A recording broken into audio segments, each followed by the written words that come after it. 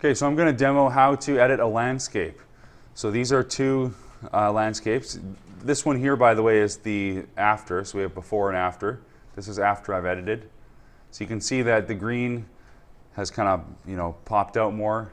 I've also edited the format, so it's now a panorama.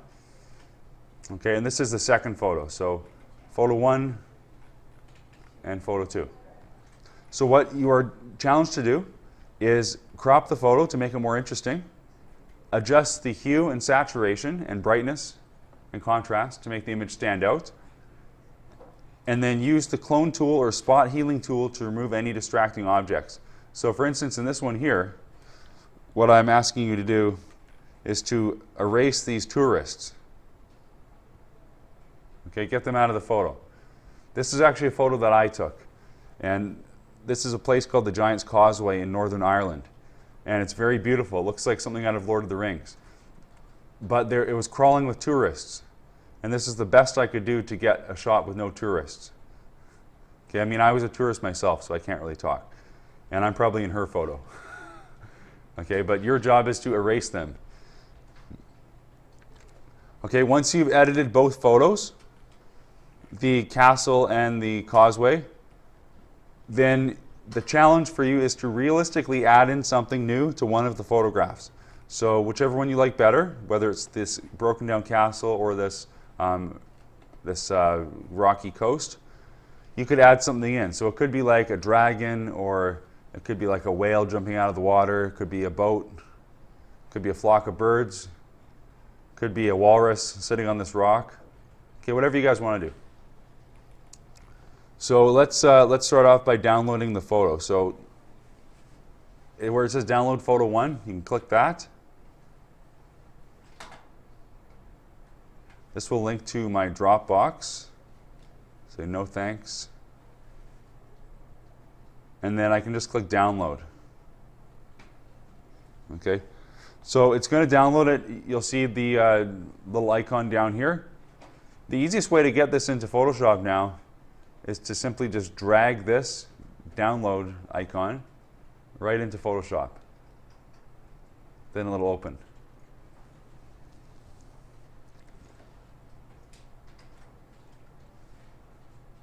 Okay, so I'm going to show you guys just a few quick tricks and tips for editing a photo. If you can't quite keep up, don't worry, you can always revisit this video after. So the first thing I want to do is, maybe I'll crop it. So the fifth tool down in the toolbar is the crop tool. Okay, it's right above the eyedropper. Okay, you can also press C on the keyboard to quickly access it. So the crop tool allows me to bring in the edges of the photo and try to get a more interesting crop. So I could go for a panoramic, or any of you people on Instagram, maybe you want to do like a square. Right? You can do a square for Instagram. I'm going to stick with a panoramic, I think. So here's a pro tip here for composition. If you ever study photography or video, there's something called the rule of thirds. And see how my crop looks like a tic-tac-toe grid. You want to align the horizon, which is where the sky meets the land, with one of these horizontal lines. So either this one or this one. Okay, in this case, I think the top one looks better. Okay, that's called the rule of thirds. Okay, so if I'm happy with that, I can hit enter. And you don't have to crop yours exactly like mine. You can really do whatever you like. This is quite a large photo, so if you can zoom in quite a bit. Maybe I just want to crop.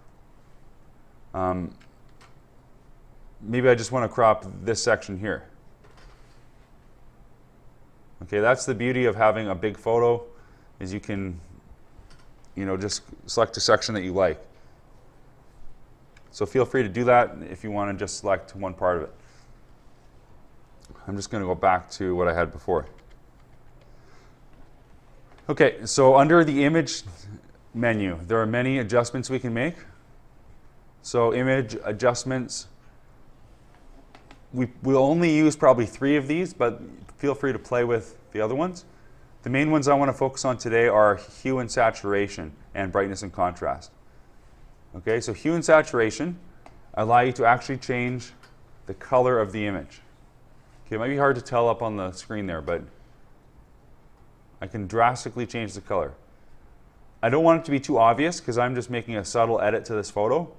So normally I go more green. This time I'm going to go more orange. I'm going to make this look like it's in autumn or something. Okay? And the saturation will adjust the amount of color. Okay, if you do too much, this happens.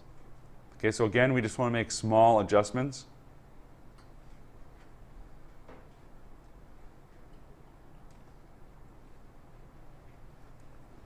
Okay, and the other one that we can play with is image adjustments, brightness and contrast. And this will adjust, brightness adjusts the brightness, okay? And contrast is the difference between the light and the dark. So the more contrast, the bigger difference there is between the light and the dark in the photo. Okay, so high contrast looks kind of cool sometimes, but just be careful that you don't go too high, because if your sky becomes white, for instance, then it doesn't look very good. Okay, so again, just try to adjust it incrementally.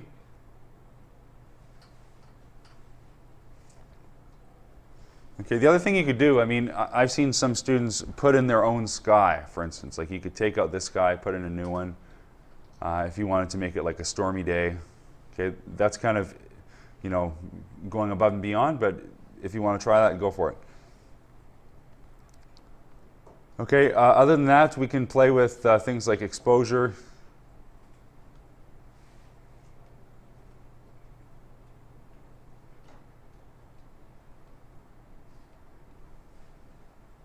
Okay, whatever you want to do, you can mess around with these things.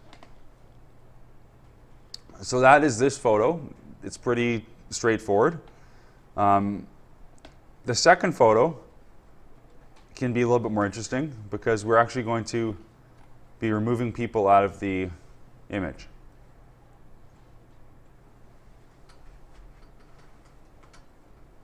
Okay, so I'm just going to save this one and open up the second one for now.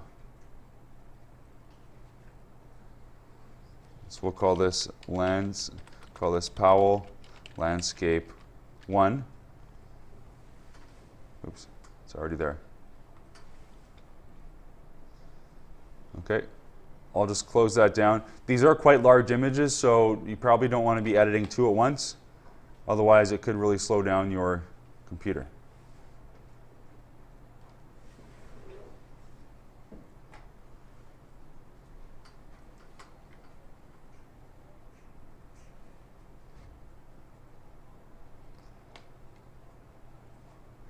Okay, and the second image is the Giant's Causeway. And you can do all the same adjustments and cropping I did with the other photo. I'm not going to go over that again, but I did want to show you, by the way, Control plus and Control minus will zoom in. And then we can use these sliders to move the image. Okay, so here is the tourist that I want to erase. I'm definitely in her photo. She's pointing right at me. So what we can do is get the spot healing brush tool. It looks like a Band-Aid with like a little dotted line around it. Okay, I can adjust the brush size. It's kind of hard to see my brush on the big screen. If you press the 2 square brackets beside the P key, if you look at your keyboard, right beside P, there are 2 square brackets. So the one on the left makes my brush smaller, the one on the right makes my brush bigger. This will work for any paintbrush in Photoshop. Okay, so I want to make it big enough that I can easily color over her. So this will do. So I'll just make sure that I've covered her entirely. And then when I let go, she's gone. Okay, it's magic. So what this tool actually does is it samples the surrounding area, and will color this in based on what's around it. So this is great for getting rid of, like a pimple on a photo, or in this case, a tourist. Okay, they charge big money to remove pimples in grad photos. I think it's like $50 or something. So you could even start up a little side business, and if you have an older sibling. Okay, and I want to get rid of this family too. So same thing with the spot healing brush. I'm just going to paint over them, and they're gone. Okay, I'm always amazed by that myself. It's pretty crazy. Okay, you can see a little bit of distortion around the water, but really, if you were to look at this from afar, it would be hard to tell that they were removed. Okay, that's why you can never trust a photo anymore, because it's so easy to doctor them. Okay, so once I've removed these people, I can make my adjustments, edit my cropping, my color and whatnot. And I think that's all we'll have time for today, and next time I can show you how to add in something new to your photo.